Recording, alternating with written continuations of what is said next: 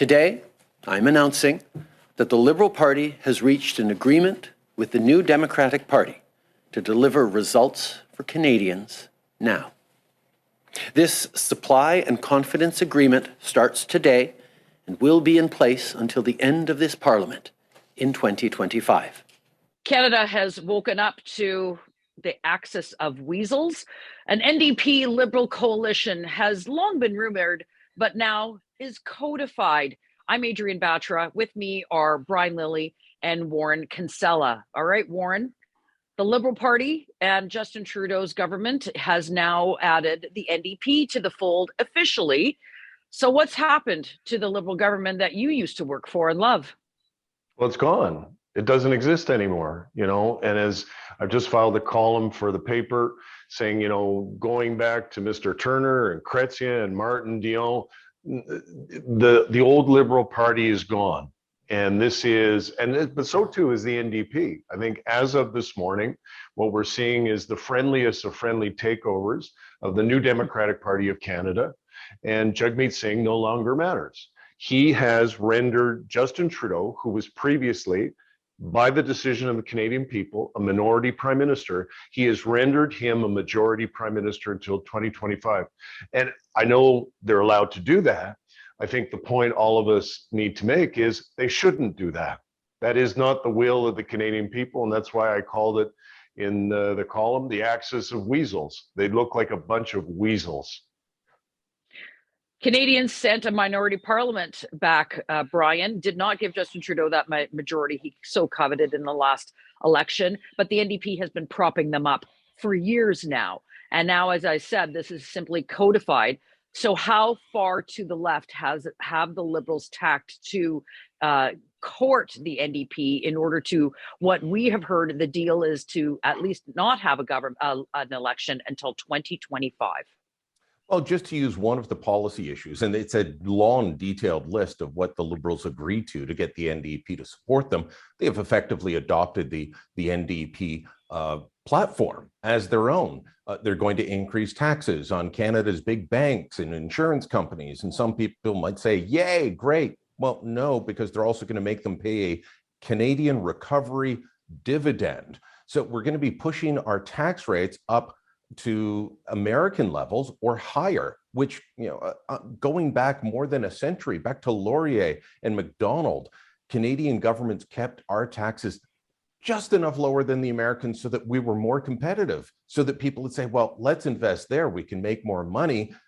Jean Chrétien lowered corporate taxes for years and drove up government revenue at the same time. He cut the taxes, but the government took in more money. It was great. We're going in the opposite direction. And on one issue, they want to do this national pharmacare plan, make sure everyone has access to prescription drugs. Some of the provinces, Quebec in particular, already has that, but they're going to take that away from all the provinces. And they're going to have a single buyer, a single purchaser for all the prescription drugs in Canada. What could possibly go wrong with that other than everything? It is extreme centralization, and it's going to start. Trudeau's saying this is going to bring peace to Parliament. It's going to create war with the provinces. Justin Trudeau often likes to sow those divisions, Warren, within our country. Take your pick of an issue, be it East-West relations, be it pipeline development, or even with the most recent issue with respect to mandates and the trucker convoy. This has been probably one of the most divisive times in our country that I certainly can remember. And rather than bring down the temperature, he often increases it. But I think this notion of bringing Canada together people aren't going to buy it, particularly the Premier of Quebec and the leader of the Bloc Québécois, Francois Blanchette. He's not going to have many positive things to say about this, I can imagine. Yeah, so why is he doing it? What are the possibilities? Is he afraid of the next Conservative leader? I don't think so. They're competitive, but I don't think he was in danger of being defeated by that person, whoever they may be. Is it somebody in PMO having fun? That's possible. I think the real reason they've done this, the real reason Justin Trudeau, has done this, is because he's leaving. He is leaving. He's looking for a legacy piece. He wants enough runway to do that. We've seen him do his little Instagram tour over in Europe in the past few days, where nobody took him particularly seriously. He's desperate to have a legacy piece in the way that his predecessors did. He doesn't have one. His legacy is scandal. So I think he's looking for enough time to carve out, cobble together some kind of legacy and give his chosen successor, which increasingly looks like Chrystia Freeland, time to take over and present a fresh new face on the Liberal Party and so on. But I think to the point that you and Brian have just made, all this is going to do is make people angry because it's not necessary. They don't understand it at a time when we've got this terrible war in Ukraine and we're teetering on the brink of World War III, where the pandemic is coming to an end, but people are still concerned about new variants and so on. With all of that stuff going on, once again, Justin Trudeau's only concerned about himself and his own welfare. And that is what is so wrong about this, is that it's just all about him. It's always just about him. So Canadians can expect higher taxes. And Brian, everybody likes free stuff, free healthcare in this country. But those free things come with a big price tag, and it comes in the form of higher taxes and bigger spending. And with such high inflation rates right now, Canadians are already stretched. Very little can be thrust upon our economy that we can really afford. This is not only unaffordable, but it's quite concerning, I think, in the long term, in sort of in the world of Canadian politics. And as we do look to a new Conservative leader, the interim leader, Candice Bergen, had some strong comments, things that I think will resonate with Canadians. 82% of voters did not vote for a Liberal-Ndp government, including millions of Liberal voters. These Canadians woke up this morning to the fact that they have been hoodwinked and they've been deceived by their Prime Minister. Now, make no mistake, the NDP are in charge. What does this mean? Well, it means the decimation of Canadian oil and gas and LNG, which we know this more than ever. That means that is really a way to prop up Putin and Russia.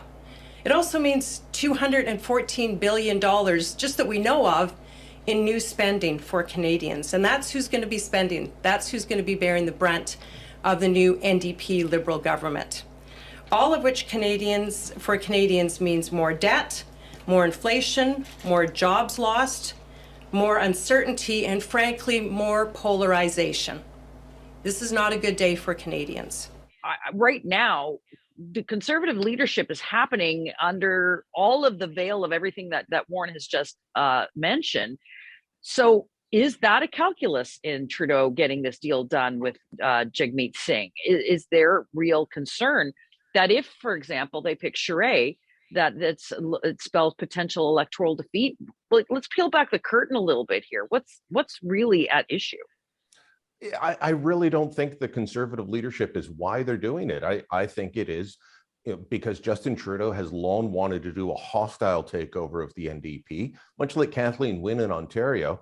She took what was a centrist party and took it to the far left, tried to outflank the NDP. Candice Bergen, by the way, warned the Canadian public about this in reacting to Trudeau's announcement of this merger with the NDP, said, look, it worked out really badly in Ontario. It's going to work out badly here. So he couldn't do the hostile takeover in the last two elections by running to the left of Jagmeet Singh. So now he's doing a merger of sorts, a coalition. I know they keep saying, well, it's not a coalition government. Fine, they don't have cabinet seats, but it's a coalition. They're doing this because Justin Trudeau is not a centrist. He's not a liberal. He is on the socialist side and wants to do it. So he wants to bring in higher spending. He was asked, well, will this affect Canada's fiscal stability? No, it's going to be great for our fiscal situation. You're promising two brand new social programs that are going to cost a ton, that when you centralize them will cost even more. Of course, spending is going to go up. Of course, taxes are going to have to go up. And Justin Trudeau likes that. He thinks it's a good idea. So does Jagmeet Singh. We'll see if the Canadian public agrees with that. If you're an old Liberal, wake up, folks. This is not your father's Liberal Party. This is not Jean Chrétien, Paul Martin's Liberal Party. It's not even a Liberal Party anymore. It's a tax and spend New Democratic Party with Justin Trudeau at the helm. With tilting so far to the left, Warren, I want to talk about that notion of the days of the centrist Liberal Party, where both left and right felt comfortable voting for someone like a Jean Chrétien or even a Paul Martin. Those notions are gone with this deal. This is not the middle of the road. Let's all get move forward together for Canada as a whole, as a collective. That's just completely gone. And I think of some of those cabinet ministers who I would say or would have been perceived as principled Liberals and are very centrist. Where are they? Are they going to speak out? Are they going to make noise behind the scenes? Are they uncomfortable with this? Or are they just too seized with the notion of power that they'll just go along? Where are those principled voices around that Liberal table? They're gone. They've been driven out. You know, when Justin Trudeau came into the leadership of the Liberal Party of Canada in 2013, he said, I don't want any more hyphenated Liberals. Well, he has become the ultimate hyphenated Liberal.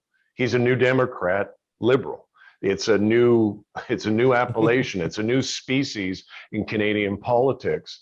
And except, as Brian pointed out, at the Ontario level, where it had disastrous results. Like, you know, I learned at Chrétien's knee, as you guys know, we were fiscally conservative and socially progressive. And that, you know, is popular with Canadians because most Canadians are like that. They know at the end of the day, like, it's kitchen table economics.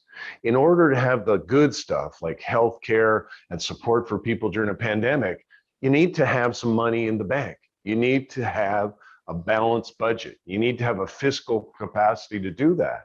Justin Trudeau was assisted by low interest rates during the pandemic. That was why he was able to do CERB and programs like that. Those rates are now rising because of inflation, which he's done precious little about. And so the fiscal capacity, without getting into the weeds here, of the government of Canada is going to be extremely constrained now by what these guys are doing. And as Brian says, and as you have said, I don't think Justin Trudeau gives a you-know-what about what that means for future generations. Like, it is going to matter.